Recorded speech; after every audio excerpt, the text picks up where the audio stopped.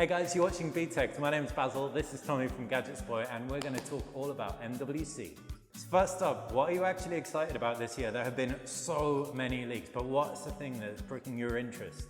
Man, there's so much happening. There's LG, there's Sony, there's Huawei. And all on the Sunday. Yes, all on the Sunday. I before it even remember officially last year, the back-to-back taxi rides. It's going to be yeah. mental, but he's all part of the show. I'm excited about that. I think what I'm looking forward to mostly is Nokia, just because that's a very much nostalgic childhood brand for me. I want to see them do well. I want to see what they come out with this year. I've heard there's going to be like 3 devices or something like that.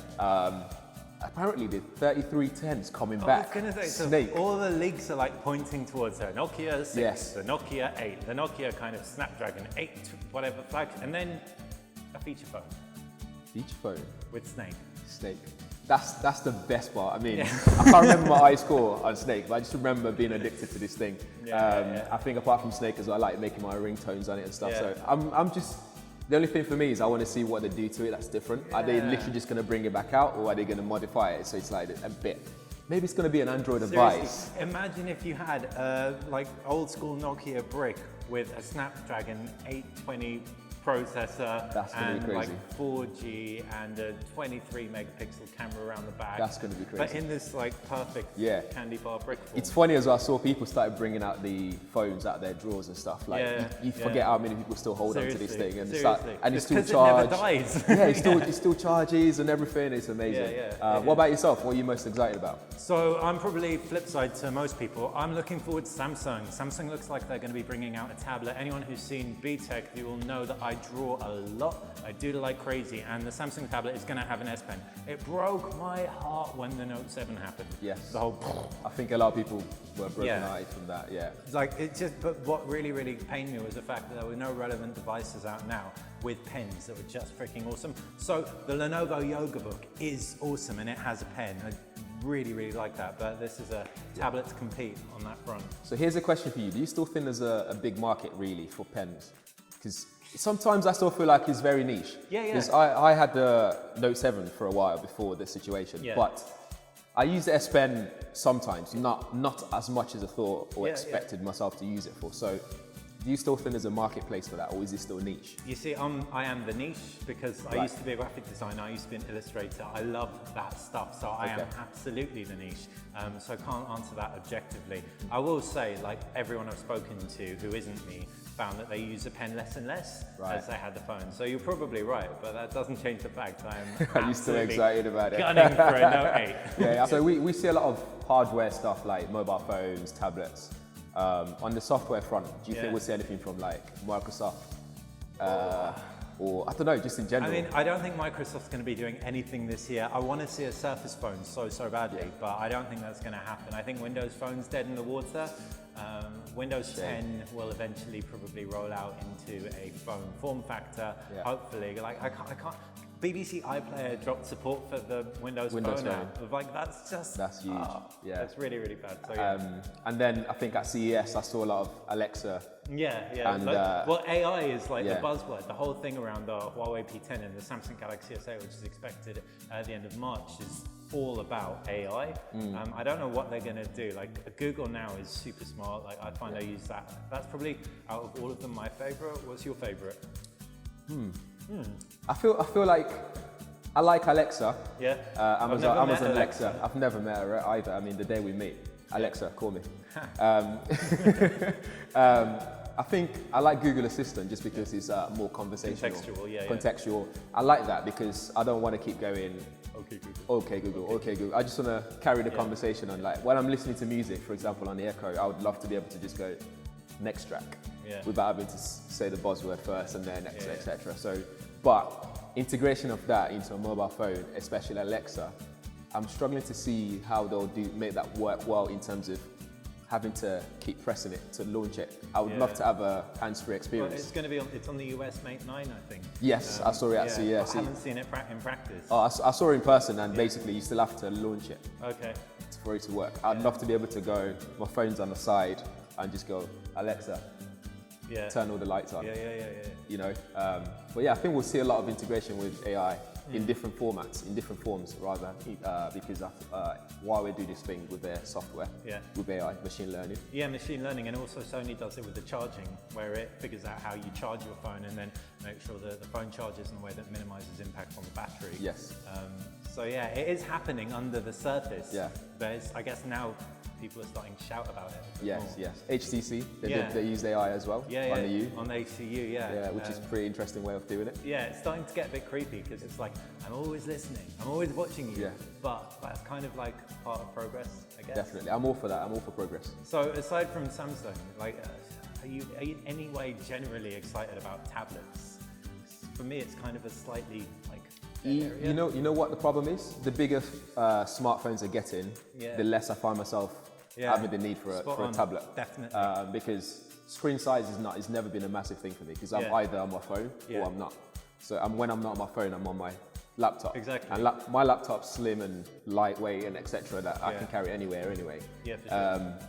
But I think a nice integration with smartphone and a dock, that's like a dock that turns into a computer. HP do that, where it's not a laptop, it's just a dock. So you got a phone, you dock it, you plug it in, and it turns this into a laptop. But that's Windows Phone. That's Windows Phone. But maybe there's something, there is something already with Android in some sort of way. Exactly. But I'm just saying, like with tablets, that's the only way they can bridge that. Motorola phone that like docked into the Atrix. Yes, oh man, like something like the Atrix. Yes, remember I think Asus as well. It was 2 MWCs ago, and that was a massive. The transport was it pad phone? That's it. That was a big thing. And I remember. Then, like dock that, it's just like a monster of 3 parts, but actually also amazing. And if you like now, you've got the power under the hood of these phones to dock the phone into a tablet to make a tablet, to dock that into a dock to make a laptop, to dock that into a HDMI connector to make a like desktop experience with extra USB ports, and it's just like, what more do you need with life?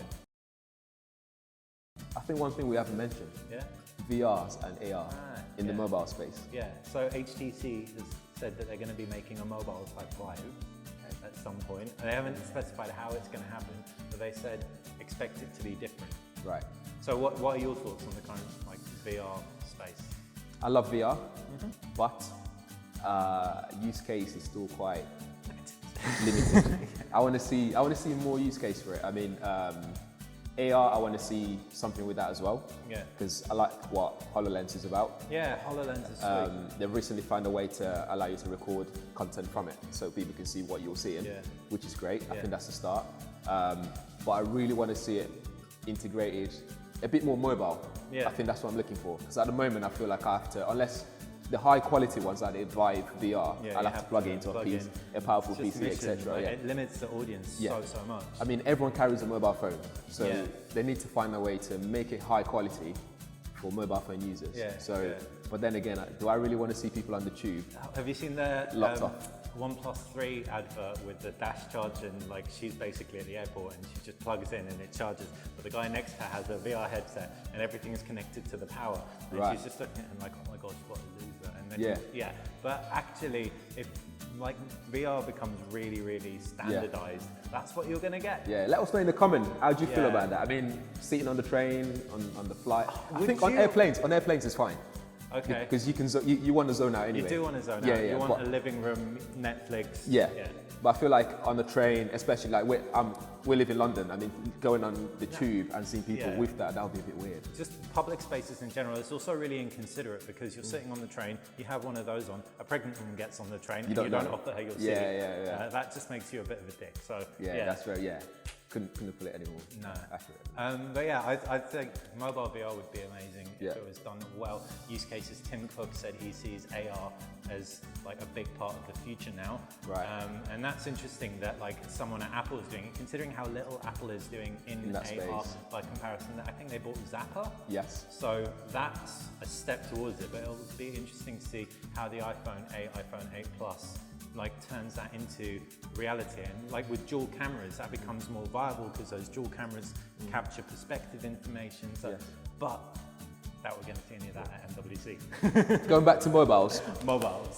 Dual lens cameras have been that's a thing, massive thing now. Do you think Samsung are going to go that way? Do you know what? I am sold on dual lens cameras, but specifically because of Huawei and specifically because of the Honor 6X. The Honor 6X is cheap and it still like enables some functionality that I really would only expect from flagships on the camera side of things. Right. And it works well.